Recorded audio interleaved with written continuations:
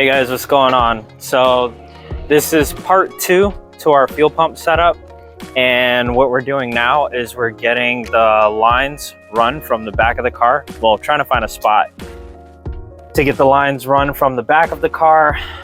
We're gonna go underneath and try and do the front, get the lines all the way up to the front and into the engine bay.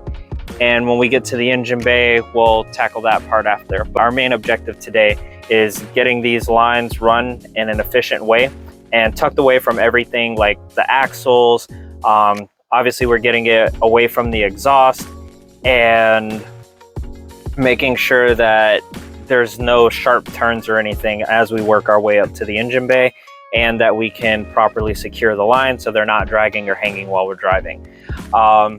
What I have done so far is where the wires go for the wheel speed sensors, I was able to slice this grommet open a little bit and shove both lines through there.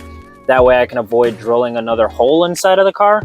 And this will have our lines basically come back from this angle like that, from the fuel pump to here. All right, so the first thing we want to do in this instance is get our jack set up, get our jack stand set up.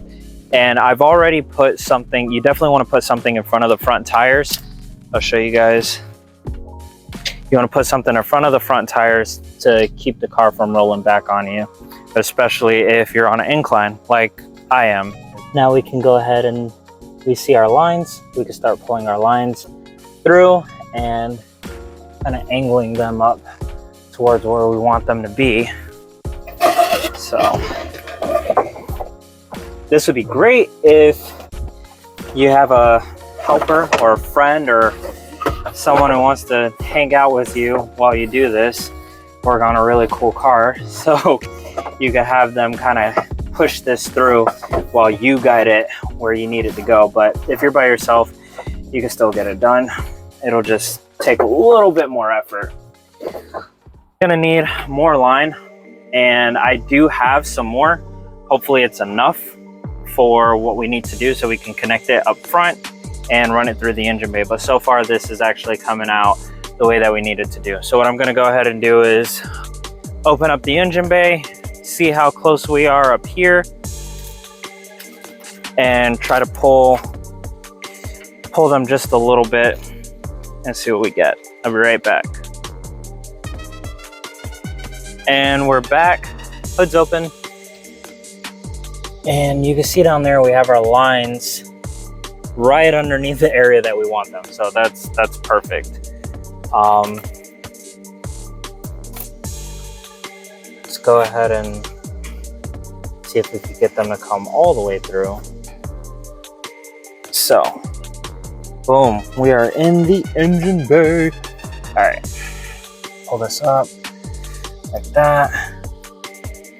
And this would be great to have a friend or someone kind of hold these lines in place, or go grab you a zip tie so you can zip tie it to something really quick and keep the lines in place while you button the rest of the line in place underneath the car.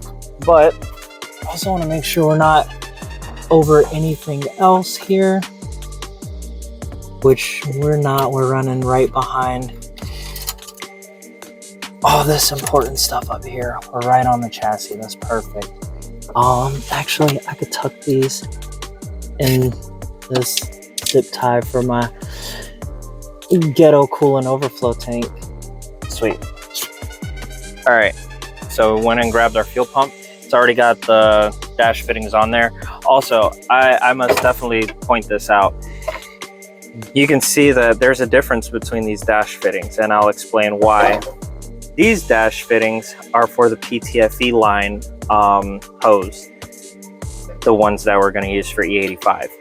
This type of dash fitting is for this regular hose here, which you can use for E85. It's just not going to last as long as the pt.2 line. So just make sure whatever you're ordering, if you do decide to go to like a race part shop or something like that to get extra dash fittings, Or if you have extra dash fittings, but you want to run the PTFE line, make sure that you have the correct dash fitting. Got the fuel pump held in place. It's not installed permanently. It's just sitting there for now with a couple bolts in it. Now we're gonna go ahead and cut our line and get it lined up with our fittings there. And we're gonna set the fittings up permanently with the hose. That way we can have it hold the line in place, pull it tight from underneath, and get the line underneath basically snugged up to the chassis and held in place before we end up doing anything in the engine bay. Okay, so I think the way that we're gonna run it is more like this, just to avoid like the weird straight line angle that we had going on here. So we'll have a smooth flow around that way, down through our hole. All right, the idea that we got going on here is taking these clamps that are used to keep the E85 line straight and keep them from crisscrossing. We're gonna separate those and use a small drill bit to drill a pilot hole where we want it on the chassis. After we get our pilot hole done, we're gonna take a bigger drill bit to open that hole up just a little more so that we can fit a riv nut inside of it. So we'll put this riv nut in the chassis, which is a M4 by, I think it's an M4 by 1.0. Okay, we were having a bunch of issues earlier with trying to get this set up and record at the same time. So I'm just gonna show you guys the finished product for actually running the lines. It's just how I showed you guys in the earlier in the video, but you can see we have our mount here into our riv nut with our M4 screw, and if you look back this way you can see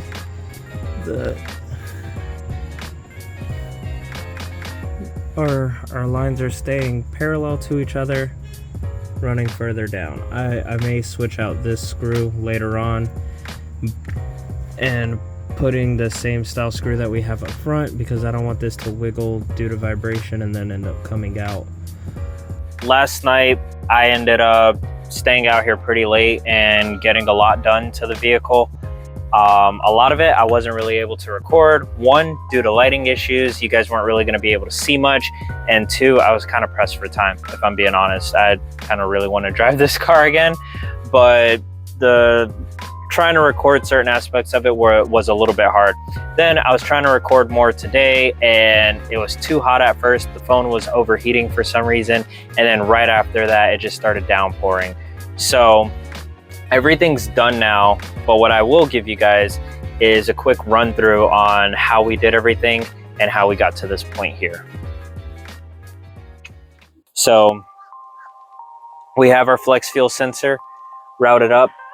This is a temporary hold for now. I'm probably going to locate it permanently to the intake manifold with like some Velcro or something. It's wet right now, so I'm not going to try to stick it there, and I'm going to test drive the car. So I want it to be mounted nice and secure.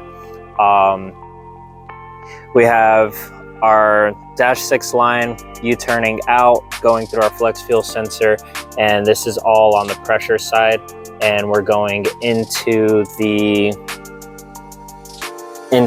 well, technically this is the return side. Our pressure is coming from there, and then we're returning back this way, and we're getting our fuel pressure in here. It's going to be regulated, and then return to the tank through the very bottom. You want to make sure whenever you're doing a fuel pressure regulator similar to this one, that you always make sure that the return for the tank goes to the bottom. You don't want to put it on this side. You don't want to put it on this opposite side here. Those are only for pressure in and out. This is for return. There's a sump basically inside of these regulators, and that's how you get your return with like little to no pressure at all.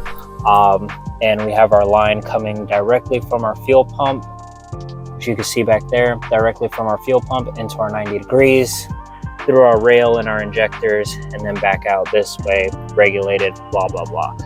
We have our lines connected down there.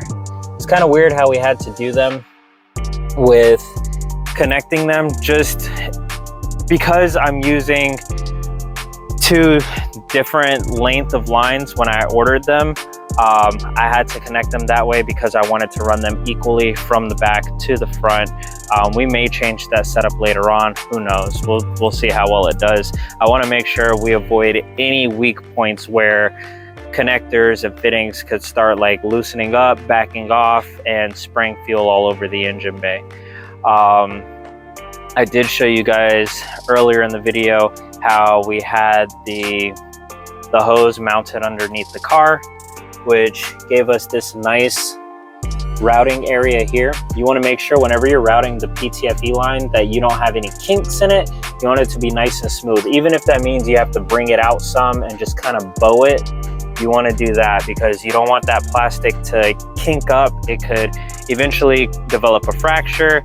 It can mess with like your fuel flow. You'll think you're flowing a certain amount, but just because there's a kink in there, it can cause some issues. So make sure that you have a nice smooth transition of the hose. Even underneath the car, it's like that, where there's space where it can flow. Another thing to note is make sure that you remember or label them which one is your pressure, feed, return, crossover hose that goes over to this side. This feeds from one side of the tank to the other. What we ended up doing is relocating our fuel filter from the front of the engine and putting it to the back, closer to the tank, closer to the pump. That's gonna allow us to have like cleaner fuel, not pick up any, well, it shouldn't have any debris in the lines.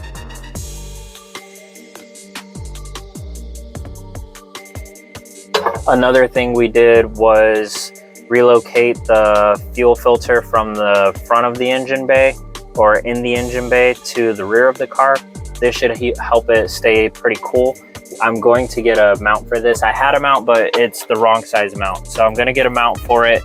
I got this fuel filter at, there's 2 local places by me. There's Faster Motorsports and there's also JDM Express. I'll put their websites in the link in the description, or I'll link their websites in the description box below. But it's great to have local race shops because if I need something in a hurry, I'm in the middle of a project or something, I can just run across town really quick, grab what I need from there, maybe find a couple other things that I may need, get back to the car and keep the project going. That way you're not stalling forever waiting on Amazon or something like that, even though I did order a lot of shit off Amazon. But this is a 10 micron filter that's inside. And for some of you who don't know, these filters, they're replaceable, so reusable to a degree. The shell, the outer shell, you don't have to buy a fuel filter every single time that you're getting ready to do something with the fuel system or something. You can open this side where it says flow. You can unscrew the top of that off and there will be a filter inside like this. This is the old filter. This is what came out, and you can actually see it is pretty dirty, and we put a brand new one in there, which I think they're going to start selling them at Faster, if I'm not mistaken. You can order some of them on Amazon and everything. I don't know what the actual size is, but they look like they're pretty universal. You want to make sure anything that's after the pump is 10 microns, and before the pump you want 100 microns. There are websites that you can go on though to put your pump size in, your line diameter in, and everything like that, and it'll tell you what filter you may want to run to reduce the chances of reduced flow or any issues like that, while offering maximum efficiency and the best cleaning filter that you can get. But this is a 10 micron. Most of my friends, like most of you guys, build it like a garage build or street build.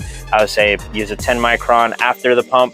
100 micron is going to be the stock on the pump. Now, one of the favorite parts was installing the relay and the wiring for our fuel pump. So what we did was, I'm running 2 fuses from the battery.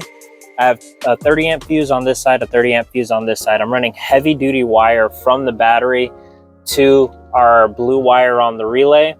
And then from our red wire on the relay, I'm running heavy duty wire to our power side of the fuel pump. After the power side for the fuel pump, I have a heavy duty wire from the ground that runs to the chassis ground here, and then the relay is also connected to a chassis ground right here, and this chassis ground is also connected to our battery over here. So our ground is good. We have a new switch installed, and we're running our signal wire, which is our 12-volt switch, from this white wire here, and we ran it onto this side for one side of the switch, out to the other side of the switch, and this goes through another fuse that then goes back to the battery. This will help us stay in control of the fuel pumps running. We'll go ahead and check for leaks. There's no leaks back here. We're up in the engine bay. We can see that we have pressure on our fuel pressure regulator. There's no leaks down there where the connectors are. There's no leaks on any of these connectors up here. No leaks between the flex fuel sensor or the fuel rail U-turn. So everything's looking good.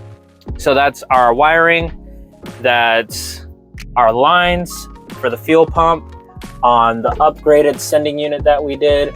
I am going to make a separate video here shortly on doing the sending unit and the fuel temperature sensor and getting that plugged into the Haltech. I'm looking at a few different dashes to order. I'm still not sold on one specific one yet, but we're looking at a couple dashes. That way we can get rid of that thing, the stock instrument cluster in there, and put something that's a little bit neater, that's not going to take up as much room, and can still show us all the information that we need to see without having like 80 gauges in the car. But we will do some more videos on that. So we have a lot more stuff coming soon, and that's just this car alone. That's not other projects that I have going on. So I'm definitely going to be getting you guys some more content, but this is our fuel pump upgrade for now. I'm gonna go ahead and get the vehicle started. We're gonna test drive it. I'll get a couple of clips of that for you guys. Also, one thing to note, if you're doing a project like this, and especially if you're doing it by yourself where it takes a really long time, before you just go ahead and turn the fuel pump on and start the car, you may want to crank it over a couple times and just get that oil circulated back through the motor before you start putting a bunch of force on the pistons and the bearings and there's no oil already in there. So we're going to go ahead and do that. Prime the engine with some oil, turn this switch on, and let her warm up while monitoring everything on the computer. Make sure everything looks right before we take it out on the street. We're gonna prime the engine now with oil, and I'll show you guys what that sounds like. Have your computer connected, make sure your fuel pump's turned off, and you just crank it.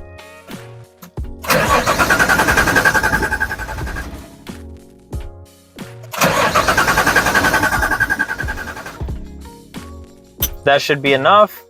Now that we have the engine primed and our Haltech is connected to our laptop, we'll go ahead and turn the fuel pump on. Start her up.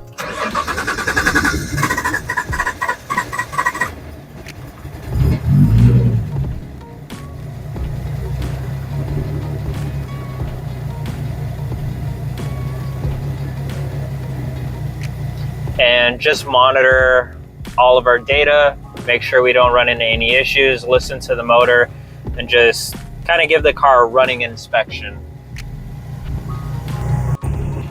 While we have the computer monitoring data, we're gonna let the engine warm up to operating temperature before taking it for a drive. I just wanna go ahead and get a look around the engine bay while it's running, make sure we're not leaking anything.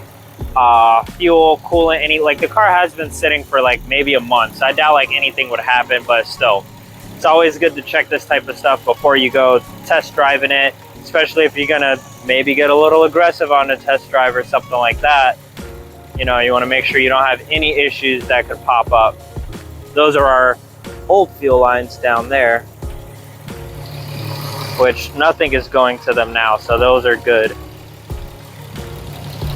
Get a good look underneath.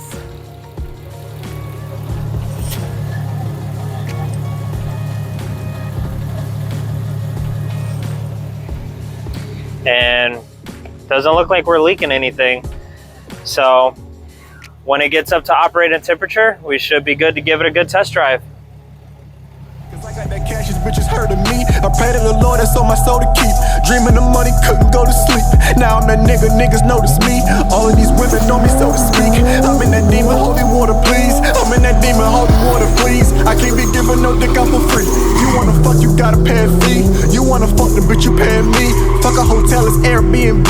You don't compare, you can't compare to me. Fuck being fair, you wasn't fair to me. Yeah, you was there, but wasn't there for me. Been through some things you couldn't bear to see. Throwing dirt on my name, they couldn't bury me. The doors in the Jeep is not a Cherokee. Don't care if you marry, come and marry me. 4 different women all sharing me. Vanilla shit, I'm coming back in the better whip.